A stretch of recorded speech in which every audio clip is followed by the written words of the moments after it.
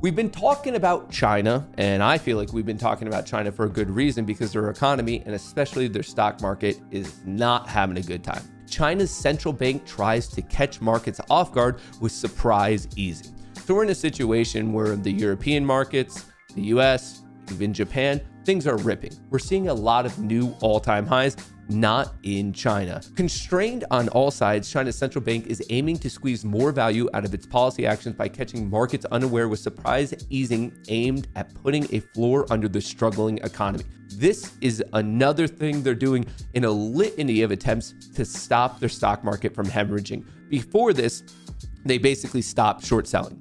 Then, a crazy thing, the big players, you can now not be a net seller of stock in the first half hour and the last half hour of their trading session. A record cut to a key lending rate earlier this week announced by the People's Bank of China was just the latest unexpected move since the new governor took office last summer. The move reflects the People's Bank of China, PBoC, effort to step up the support without abandoning its restrained approach to stimulus. The central bank's scope of action remains restricted by the risk that a bolder approach would weaken the currency, spur another buildup in debt, and burn through policy room that will be needed later on if the longest streak of deflation since the 1990s and prolonged property downturn is worsened. The pattern of surprise PBoC policy announcements is likely intended to gain more attention and shift sentiment, thus getting more bang for the buck. We see a rising chance that the PBoC will seek to surprise the market again, and if recent history is any indication, I fully agree with that statement, because really on a weekly basis, as it is bleeding and bleeding and bleeding,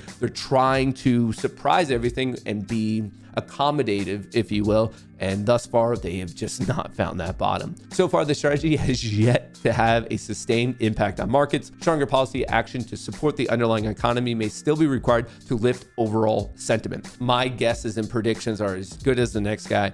I don't think we're near the bottom, and when I say we, I don't think China's market is near the bottom.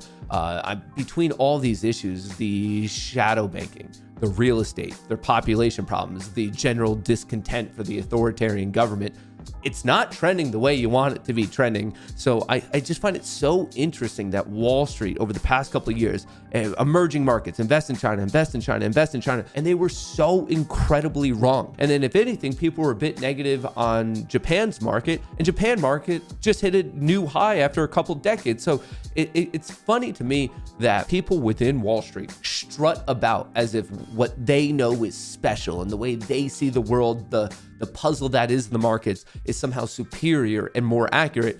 And yet they're running on a record of about 50-50, like so many of us. So it just shows that a lot of this is a guessing game. And then the parts of it that aren't guessing, the alleged experts still commonly get it wrong.